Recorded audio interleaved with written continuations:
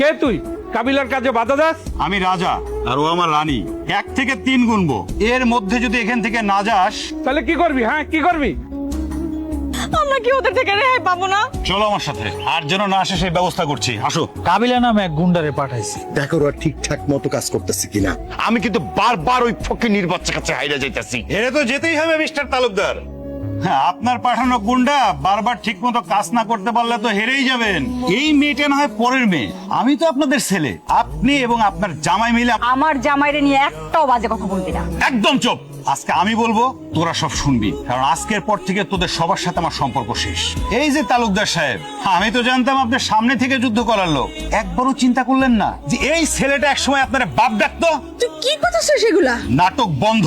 সবাই অনেক নাটক করছেন। আপনি তো আমার মা, আপনি তো আমাকে জন্ম দিছেন। আপনি কি করে পারলেন? ওর পেটে আমার সন্তান। আমার ভাবতেও কষ্ট লাগে আপনার মতো মায়ের গর্ভে আমার জন্ম হয়েছে। ওনারা মানুষ নাকি? মানুষ হলে কি তো মানুষকে মারতে পারে? তাও আবার নিজের সন্তান রে। শুনুন মিস্টার তালুকদার, আমি আপনাদেরকে পরপর 2 বার সুযোগ দিছি, তৃতীয়বার আর এই সুযোগ পাবেন না। হ্যাঁ, আপনারা আমার জন্মদাতা পিতামাতা। এই কথাটা যদি আমি 1 মিনিটের জন্য যদি ভুলে যাই না, তাহলে আমি আপনাদের কি করতে পারি আপনারা চিন্তাও করতে পারবেন না। আর একটা কথা বলে রাখি মিস্টার তালুকদার, ও আমার স্ত্রী।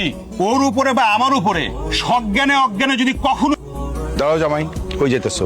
কেন বাড়িতে যাইতেছি? আমার বাড়িতে তোমার ঢোকা নিষেধ। তুই আমাকে লগে থাকবি, আর জামাই আমাকে বাড়িতে আর ঢুকতে পারবো না। আমি তোমারে বিশ্বাস কইরা আমার সমস্ত ব্যবসা তোমার হাতে তুইলা দিছিলাম। তুমি আমার সাথে বিশ্বাসঘাতকতা করছো, আমার ব্যবসায় অনেক বড় লস করছো, আমার ছেলেরে পেছন থেকে মারছো, আমার সমস্ত সম্পত্তি দখল করা পাইতারা করছো। চলে যাও বলছি।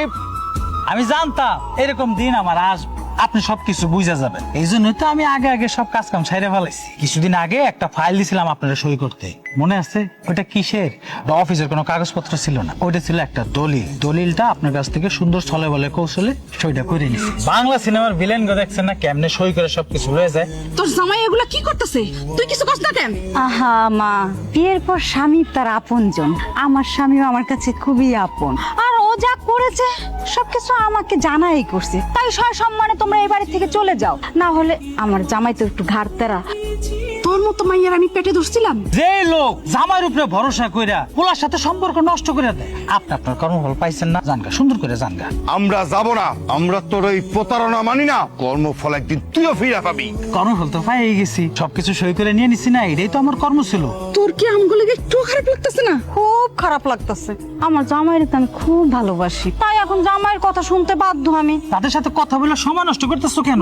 চলো, তোমার সাথে আমার জরুরি কথা আছে। তোমার নাম কি? আমার নাম সেতু। তুমি কি আমার সমন্দির বইয়ের ক্লাসমেট নাকি? একসময় ক্লাসমেট ছিলাম। এই মেয়েটাকে আপনি যা বলবেন তাই শুনবে। ওটা তো আমার খুব দরকার। শোনো সেতু, তুমি আজকে আমার সমন্দির নতুন বাসায় গিয়ে উঠবা, আর ওইখানে গিয়ে মিতুরে বলবা যে তুমি পালায় আসছো, তোমার আশ্রয়ের দরকার আছে।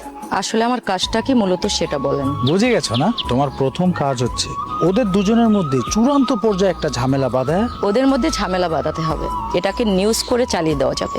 এত ব্রিলিয়েন্ট সেটা তো জানতাম না। তাহলে তো লেট কেন? কাজে লেগে পড়ো।